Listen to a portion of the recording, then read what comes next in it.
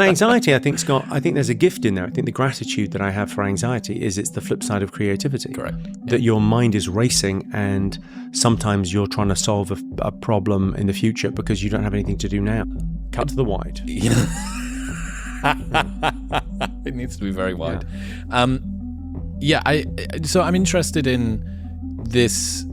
If anxiety is your malady, your mental malady of choice. Yeah.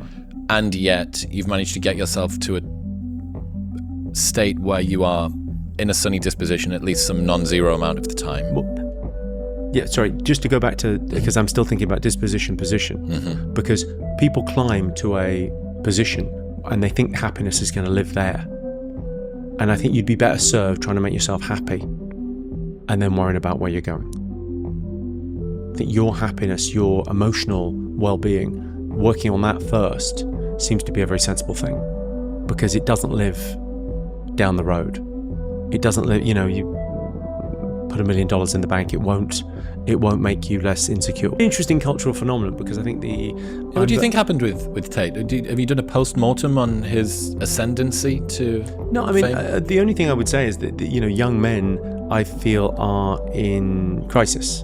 And not that young women aren't in crisis, they are as well. I mean, young people generally, but it feels like young men are having a silent crisis. We talk about certain things and we don't talk about other things. And young men committing suicide seems to be a huge problem at the moment, and a lack of purpose and agency is a huge, because you're making it a conscious decision, it's not a hormonal decision.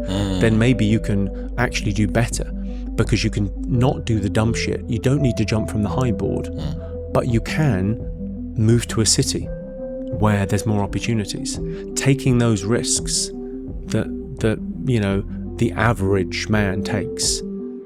Like, I kind of look back and it seems so easy that I left my job and became a comic, because I did it.